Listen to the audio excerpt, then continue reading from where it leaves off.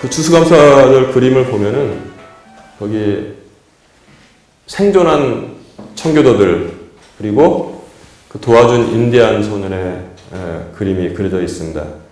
그래서 추수감사주일은 미국의 큰 국경일입니다. 그래서 우리도 추수감사절을 지키는가?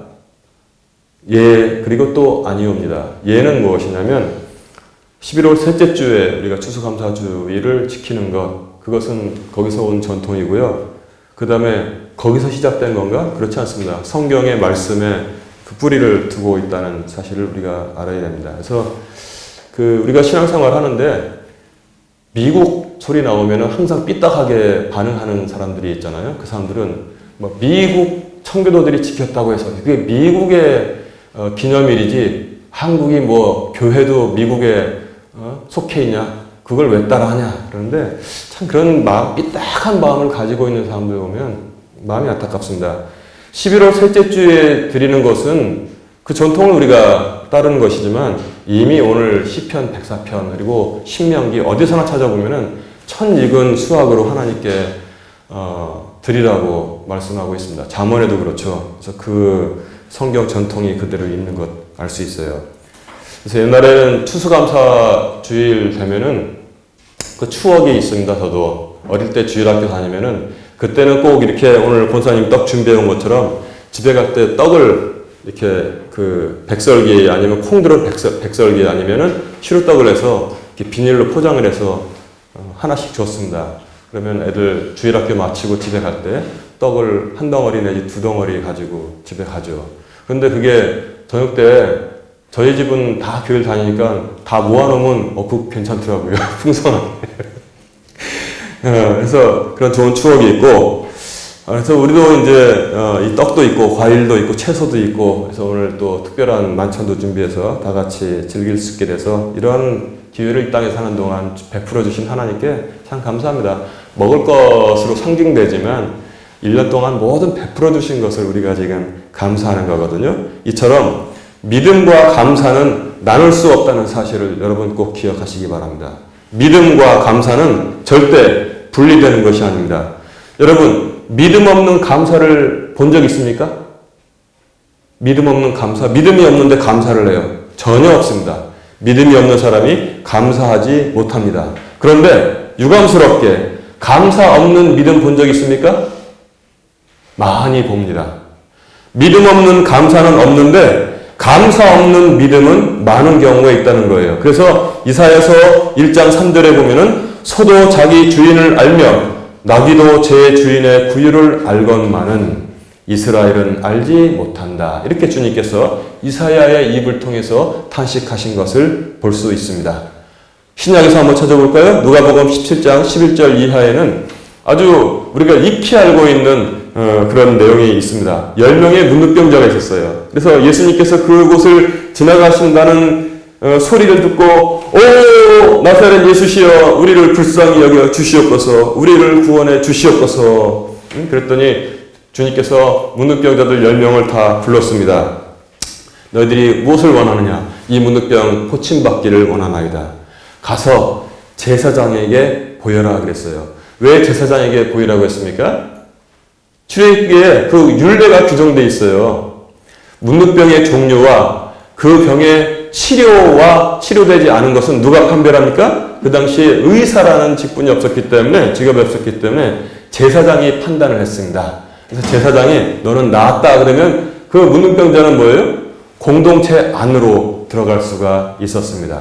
만약에 문둥병이 걸리면 그 당시 약이 없으니까 어떻게 됩니까? 공동체 밖으로 내쫓김을 당하는 거예요. 성 안에 들어갈 수가 없었습니다. 그리고 만약에 성 밖으로 길이 연결되어 있지 않습니까? 사람들이 걸어가다 마주쳐오는 사람이 정상인이 오면은 문둥병자들은 얼른 옆으로 피해서 입을 가리고 그 다음에 부정하다 부정하다 크게 외쳐야 됐었어요. 부정하다는 뭐냐면 깨끗하지 못하다. 자기 스스로 경고를 발해야 됐었습니다. 만약에 문둥병자인데도 불구하고 자기가 다가오는 사람들에 대해서 부정하다 부정하다 소리를 못 지르면 안 질렀으면 그 사람은 돌 맞아 죽어도 하소연할 수 없었습니다. 그러니까 그 삶이 얼마나 비참하겠어요.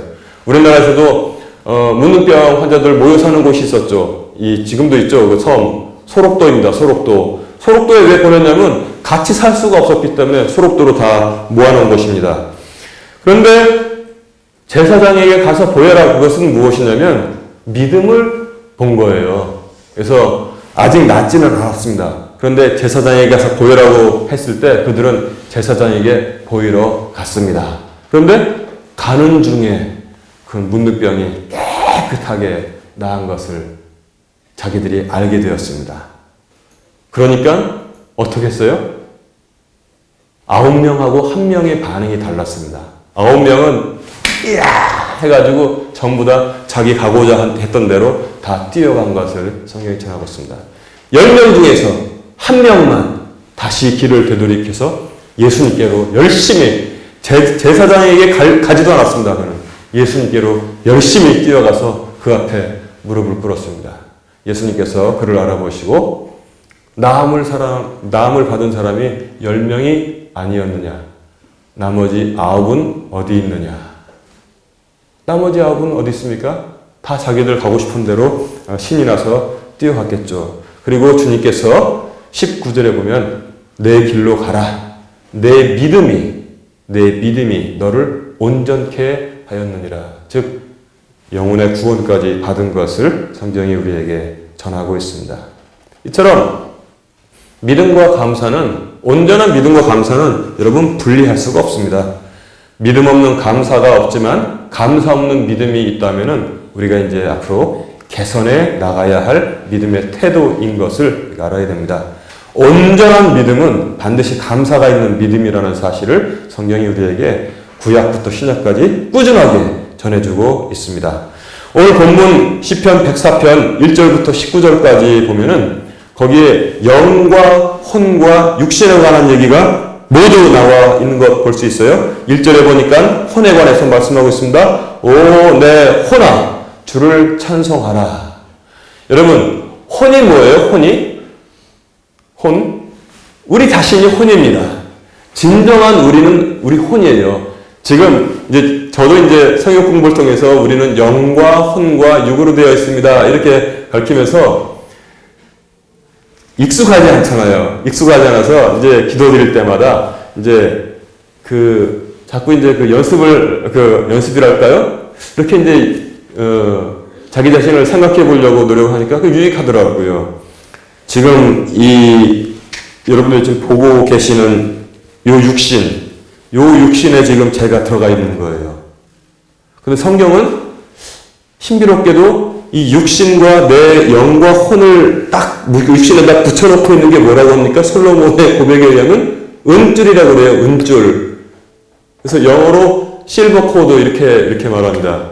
그래서 우리 찬송 보면은 후일의 생명 그칠 때 그런 찬송 있지 않습니까? 근데 그 영어 가사를 들어보면은 언젠가 실버 코드가 끊어질 그날에 그렇게 가사가 되어 있는 것을 볼 수 있어요. 그러니까 여러분들 장로님들도 그렇고 권사님들도 그렇고 집사님들도 그렇고 지금 그 자신이 그 혼이 지금 이 육신 안에 딱 들어가 있다는 사실을 여러분 잘 아시고 살면 돼요.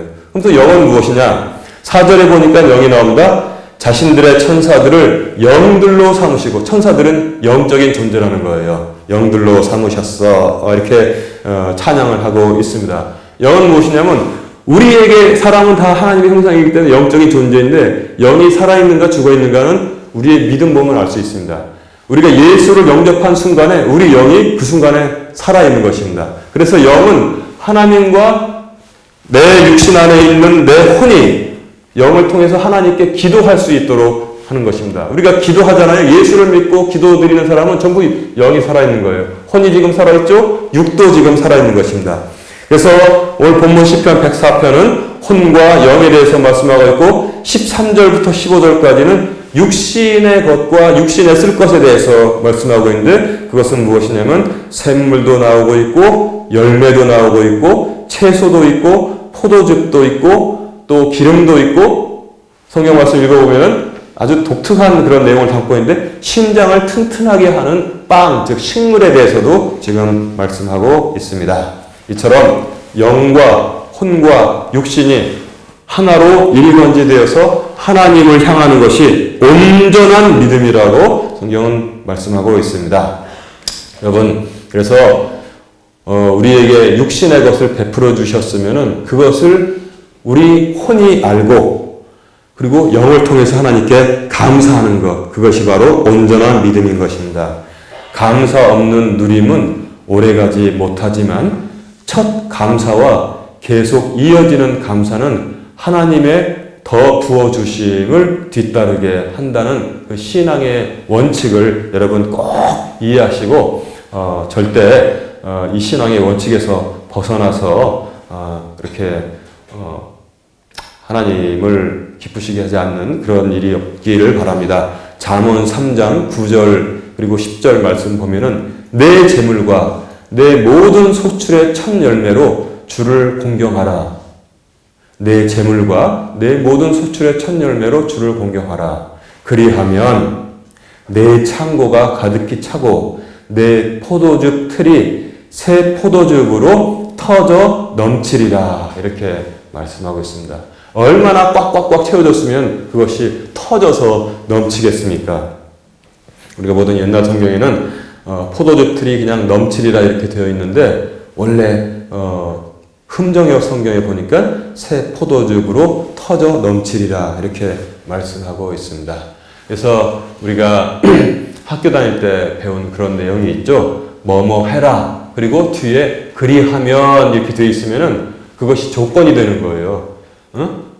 그러면 뭐뭐 해라. 그러면 내가 뭐를 어떻게 해주겠다. 이렇게 되어 있는 거예요. 그래서 내 재물과 내 모든 소출의 첫 열매로 주를 공경하라. 명령을 하셨잖아요. 그리하면 이 뒤에 따라 붙고 있습니다. 그럼 조건이 된 거예요. 그러면 내 창고가 가득히 차고 내 포도즙 틀이 새 포도즙으로 터져 넘치리라. 이렇게 말씀하고 있습니다.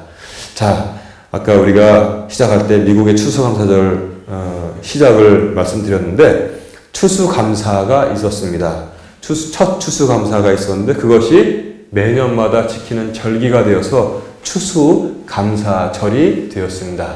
그래서 저는 추수감사절을 미국에서 이제 보니까 넘겨봤네요. 넘겨보지 제가 추수감사절 때 미국에 한번 있어본 경험이 있습니다. 그러면 모든 가족들이 다 자기 집을 찾아서 거기는 무지하게 멀잖아요. 다 찾아서 1년에 딴 때 못 가도 추수감사절 그리고 또 이 크리스마스 때 가족이 모여서 추수감사절에는 큰 이 칠면조 잡아서 이렇게 같이 나누는데 그 절기가 되었습니다. 그래서 하나님께 감사하는 것이 온 국민의 명절이 되었어요. 자, 그래서 어떻게 됐습니까? 미국이 지금 자타가 공인하는 것처럼 세계의 그냥 강대국이라고 안 그러더라고요. 초강대국. 그러니까 젊은 애들은 미국을 어떻게 표현하냐면 천조국이다. 뭘 해도 되는 나라. 천조국이라고 부르는 것을 볼 수 있습니다. 또 그리고 잘하는 나라가 어디예요? 저기 이스라엘. 한때는 하나님의 마음을 속상하게 하였지만 그들이 다시 정신 차렸을 때 그러나 하나님은 한 번 택하신 백성은 절대 놓으신 적이 없습니다. 징계로 벌을 주셨지만 사람의 상상을 초월하는 방법으로 그 모든 것을 회복하셔서 지금 거기서 적과 꿀이 흐르는 땅을 만들어서 살고 있는 것을 볼 수 있습니다. 제가 독일에 있을 때 이런 것이 있지 않나 싶어요. 독일 사람들은 어찌 됐건 대부분 온 국민이 거의 11조를 다 한다. 이렇게 우리가 생각을 해볼 수 있어요. 왜냐하면 왜 어떻게 그들이 그렇게 하나님께 감사를 잘하냐면 국가에서 지정을 했기 때문에 그래요. 지금 뭐가 있습니까? 거기 세금이 종교세가 있어요. 종교세, 신앙세가 있습니다. 그래서 자기 거기 거주하려면은 저도 이렇게 표를 해야 되는데 그 체크를 해야 돼요. 암흑의 주소 뭐 다 쓰고 한 다음에 당신의 신앙은 무엇입니까? 개신교 아니면 카톨릭 아니면 기타 종교들 쓰면은 세금을 다 내야 돼요. 그래서 원천 징수를 해서 종교세를 다 걷어가지고 그래서 이제 교회에 주고 성당에 주고 그래서 그걸 세를 받은 이제 저기에서 교회가 운영되고 성당이 운영되니까 그러니까 어떻게 보면 모든 국민들이 헌금을 하는 것으로 봐야 되는데 그러다 보니까 지금 유럽에서 가장 강력한 경제력을 가진 나라가 어디입니까? 한 번 망하고 두 번 망했어도 독일이 가장 강력한 경제력을 가지고 있습니다. 그래서 옛날에 유럽에서 무슨 일이 있으면은 항상 독일을 쳐다봤다고 그래요. 그러면 독일이 항상 느긋하게, 그러니까 외교력이 강하잖아요. 얼마 필요해? 그리고 느긋하게 지갑을 여는 거는 독일이다. 이렇게 속담이 있었고, 영국에는 이런 속담이 있습니다. 걸어갈 수만 있으면, 일자리가 없으면 독일로 가라. 길에 가다가 자전거라도 주스면 그것 타고 빨리 가라. 거기 가면 다 살 수 있는 길이 있다. 이렇게 그런 속담이 있을 정도로 독일이 부강하게 되었습니다. 그런데 이 장점도 있고 단점도 있습니다. 전 국민에서 세율을 받아서 교회와 성당에 주니까 목사들과 신부들은 거의 준 공무원, 거의 공무원처럼 된 거예요. 국가에서 다 국가고시를 다 가서 목사가 되고 뭐 그러고 그다음에 발령지 보내주고 그다음에 사례비를 주니까 그러니까 부작용도 있죠. 뭡니까? 열심히를 안 하는 그런 부작용도 있지만 그것은 그것이고 경제적으로 볼 때는 그렇지 않나 이렇게 저는 생각을 합니다. 자, 우리의 시각은 그래서 어디에 가 있습니까? 영과 혼과 육이 있는데 오로지 육신의 것에만 시각이 가 있는 사람이 있습니다. 그러니까 오늘 우리의 시각이 이렇게 될 수가 있어요. 오로지 여기에만 가 있고 이것은 먹을 것이고 이건 먹으면 내 육신이 그런 배불러진다. 거기에만 머무르는 사람들이 있다면은 만약에 그것은 그렇다면 사실 공중나는 새와 그 다음에 들여다니는 짐승과 별반 다를 것이 없습니다. 그런데 또 거기서 한 단계 올라가서 제가 뭐라고 그랬습니까? 우리의 혼이 아니라 우리가 즉 혼이 어디 있다고 그랬습니까? 우리 육신 안에 지금 거하고 있다고 그랬잖아요. 그래서 기도할 때 보세요. 그럼 내가 속에서 지금 기도를 드리는데 이 몸을 지금 입고 있는 거예요. 이 혼만 생각하는, 자기 자신만 생각하는 사람이 있습니다. 그러니까 짐승, 육신만 생각하는 사람에서 한 단계 올라가서 혼만 생각하는, 자기 자신만 생각하는 사람이 있는데 그것도 하나님께는 기쁨이 되지 않습니다. 어디 나옵니까? 누가복음에 보면은 그런 사람이 하나 있었어요. 추수를 많이 거둬서 곡간 새로 지어서 다 들여놓은 사람이 있었습니다. 거기 그 사람이 뭐예요? 자기 육신과 자기 자신, 즉 자기 혼만 생각한 사람이었습니다. 그랬더니 주님께서 말씀하시기를 이 어리석은 자야, 오늘 밤에 내가 내 혼을 다시 찾을 텐데, 즉 생명을 찾을 텐데 그러면 내 예비한 것이 누구 것이 되겠느냐? 누구 것 되긴요? 자기 부인하고 그 다음에 애들 거, 그 다음에 이웃들이 다 가져가겠죠. 그게 다 헛된 거란 말이에요. 온전한 것은 무엇이냐면 제가 오늘 말씀을 그 시편 104편을 통해서 혼과 영과 육신에 관한 모든 말씀들이 다 기록되어 있다고 그랬지 않습니까? 그리고 그것이 위에서부터 마치 우리가 이렇게 생각해야 돼. 꼬치 어묵처럼 여러 가지 끼워가지고 하나에 탁 끼워놓잖아요?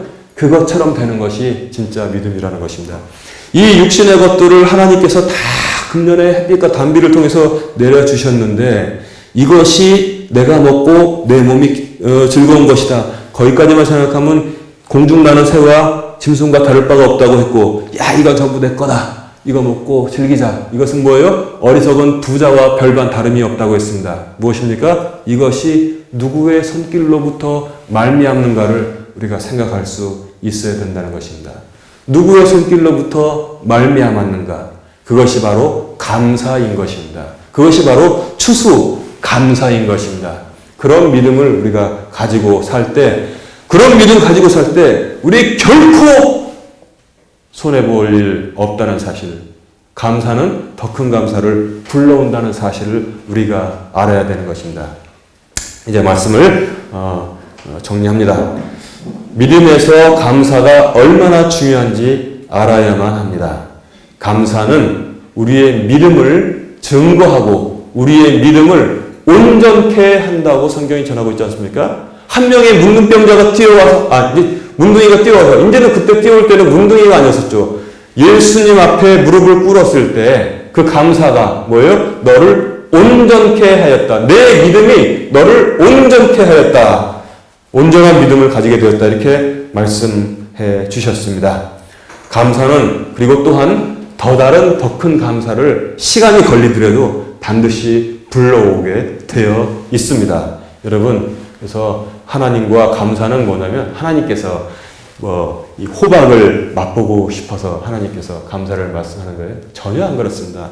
하나님께서 우리에게 복을 주시는 원칙을 정해놓으셨기 때문에 그것을 알려주는 거예요. 그 답을 알려주는 거예요. 그 축복의 통로를 알려주기 때문에 감사하라고 우리에게 말씀하시는 거예요. 사실은 감사는 하나님께 감사드리고 실질적으로는 우리를 위해서 하나님께서 감사절을 지키라고 말씀해 주시는 것입니다. 이것이 믿음의 원칙인 것입니다. 이것을 여러분 절대 잊지 마시기 바랍니다. 오늘 본문 보니까 사람이 쓸 채소, 사람이 먹을 열매, 사람이 마실 포도즙, 사람이 또 마시고 또 바를 기름, 또 우리의 심장을 튼튼하게 해주는 빵들을 주님께서 다 주셨다고 했습니다. 이 모든 것이 창조주 하나님께로부터 말미암았기 때문에 그 근원을 바라보고 그것에 감사하는 것이 온전한 믿음이라고 말씀해 주는 거예요. 그래서 이제 말씀은 정리하는데 우리의 눈이 저기에만 고정이 되어 있다면은 그것은 제대로 된 것이 아닙니다. 믿음과 감사의 눈으로 믿음의 시력이 고쳐져서 주시는 하나님을 볼 수 있기를, 즉 믿음의 시력이 고쳐져서 주시는 하나님을 바라볼 수 있게 되기를 주님의 이름으로 축원합니다. 그럴 때 더욱더 놀라운 일을 주님께서 베풀어 주실 것을 믿습니다. 아멘.